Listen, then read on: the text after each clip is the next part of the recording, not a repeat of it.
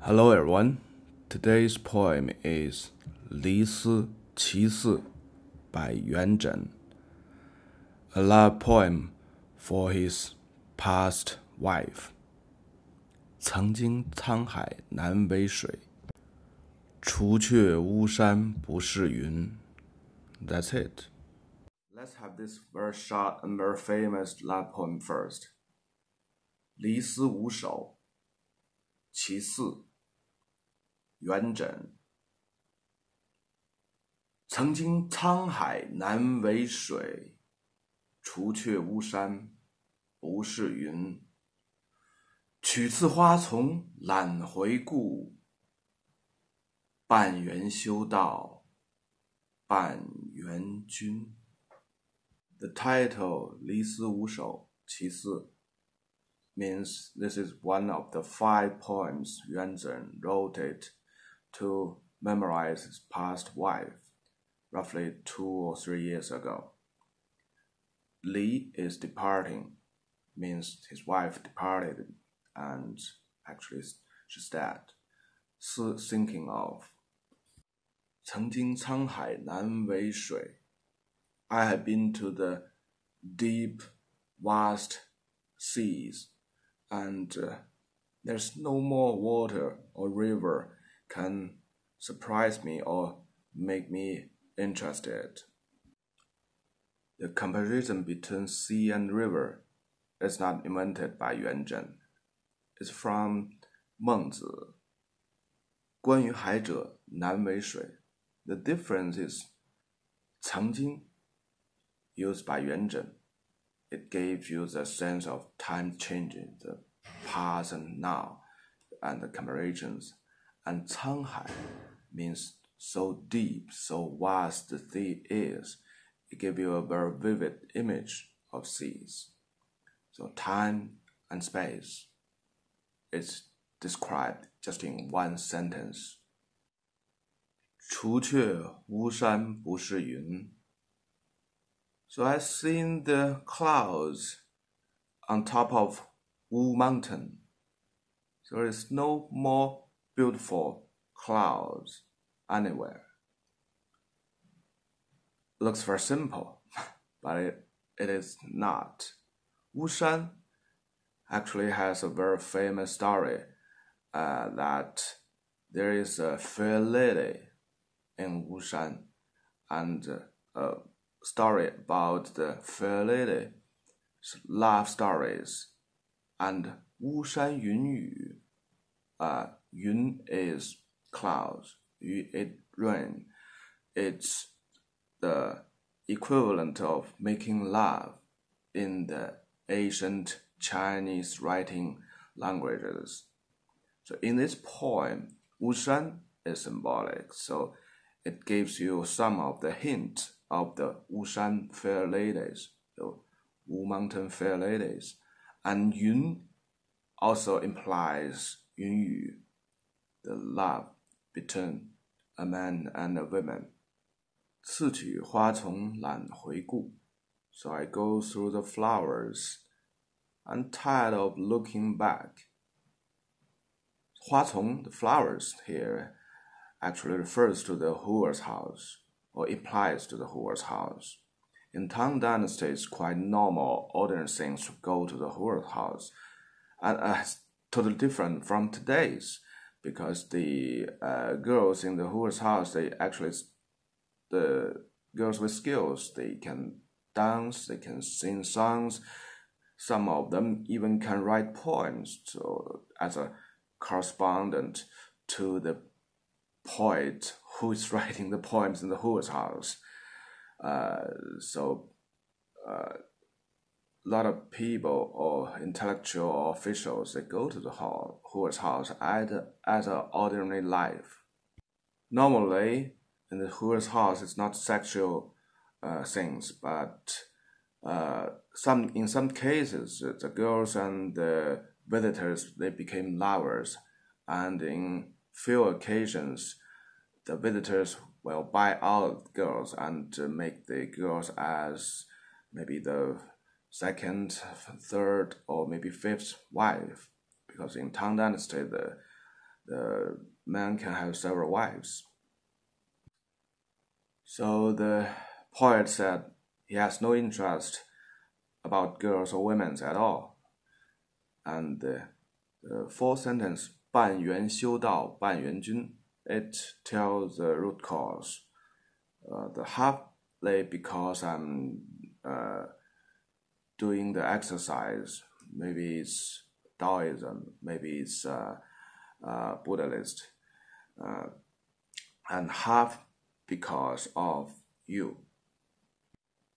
The writing skill of this poem was so appreciated by generations.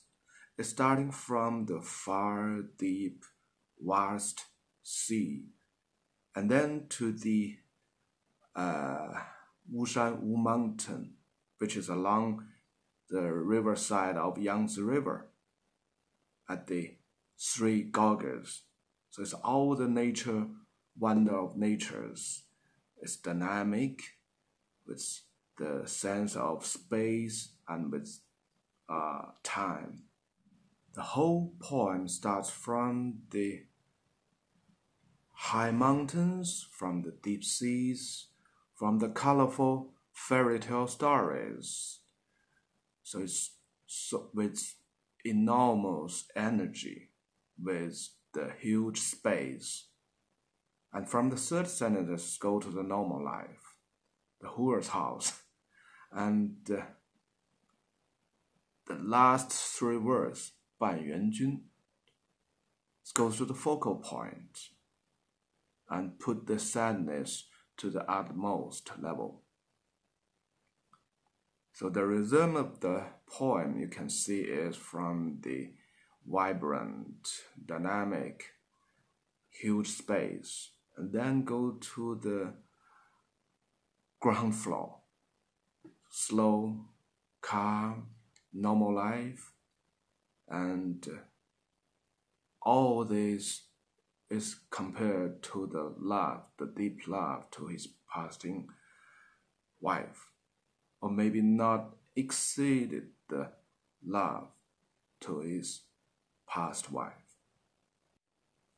A question: if this poem applies to the general rules of classic Chinese poetry? No. 诗言志, remember that?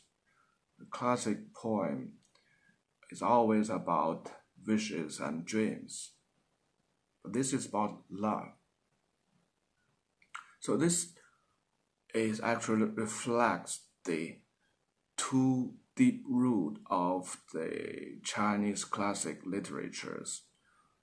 We had introduced Feng Sao in the poem of Guanju, the Book of Songs. So Feng Sao refers to the literature, and Feng is Shi Jing, the Book of Songs. Sao is Chu, the poetry of Chu. Though the Chu is not about wishes and dreams, it's more about the feelings, sympathies, or loves.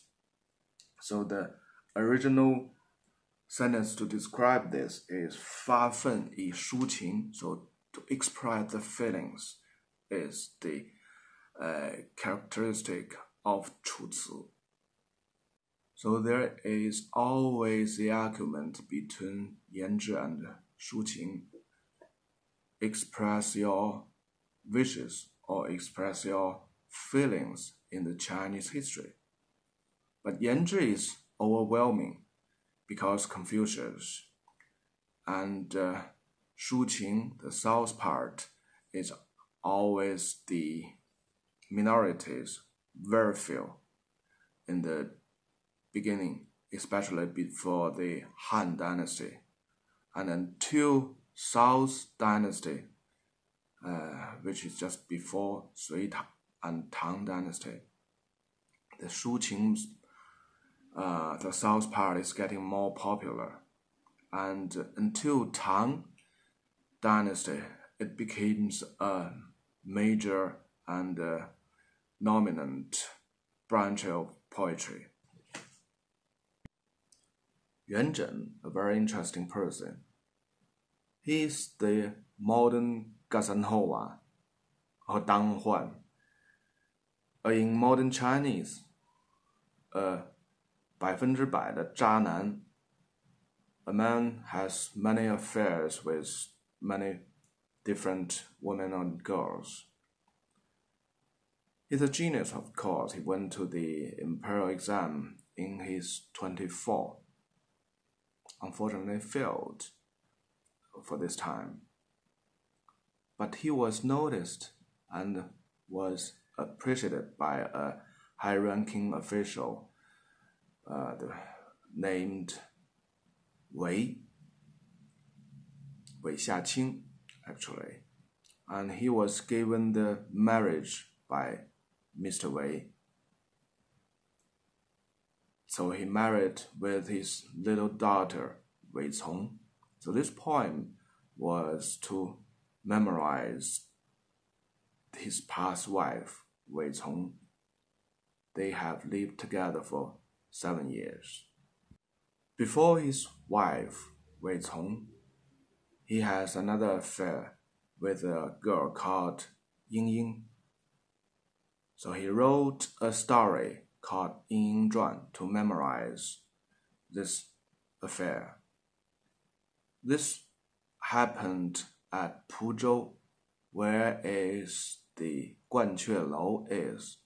Remember the poem 登鹳雀楼, 黄日依山尽, 黄河入海流. In Ming Dynasty, Wang Shibu wrote an opera called 西厢记. It's based on these stories. After his wife Wei Cong, Yuan Zhen had another affair, the most famous affair among the Tang poets. The girl was from the Huer's house. Her name is Xue Tao. So they two meet each other in Chengdu city, but not for long. They departed. Yuan Zhen went to the east capital, Luoyang, for his career.